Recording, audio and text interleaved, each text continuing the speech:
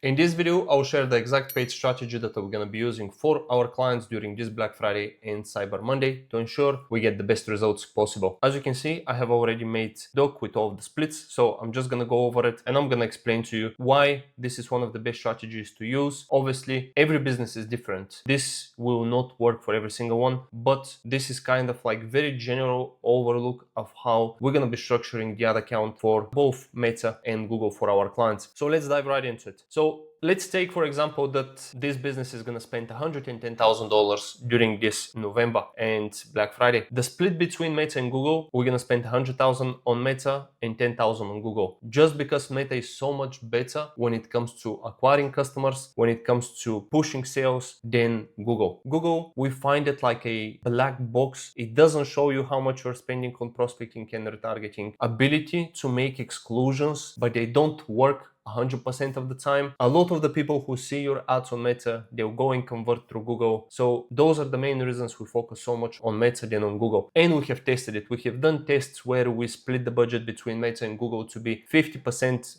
Facebook, 50% Google, but it never works. The moment we switch the majority of the budget to go to Meta, things change completely. So that's the reason of the budget split. So let's dive into the campaign structure on every single account. So Meta, you need to make sure you keep your evergreen campaigns. You can reduce the budget, but your evergreen campaigns need to stay there. This is a mistake I've done in the past where I have turned this off, and let's say I have evergreen campaigns that have been running since last Black Friday. So let's say since from December up until end of October, we've had campaigns that have not been paused and have been running and generating good results. Now you can imagine if you pause that campaign for a whole month, it's gonna ruin the optimization. So definitely keep those running. You can reduce the budget if you want, but definitely don't stop them because they'll continue to generate sales even during Black Friday and Cyber Monday. So definitely keep them on. Now, when it comes to the split of the budget between the campaigns, the majority of the budget is going to be spent towards prospecting. Just because Black Friday and Cyber Monday is an amazing time to acquire new customers because people are in a shopping mood, they're ready to spend money, they're more open to try new brands just because everything's on sale. So definitely spend the majority of your budget towards prospecting. So in our case, we're going to spend 50K in prospecting. Then we're going to have 15K on retargeting, which is going to be people who have visited the website, engage with us on social media, email subscribers and SMS subscribers who have not purchased yet. And all of that is going to be in one campaign. Now, if you have 15K for the retargeting campaign, you need to combine all of these audiences in one place. If you have more budget, you can obviously split them out so you can see when the results are going good, which exact of these individual audiences you can scale. And then we're going to have 5K on retention. So 5K is going to be spent towards your existing customers. The reason being is that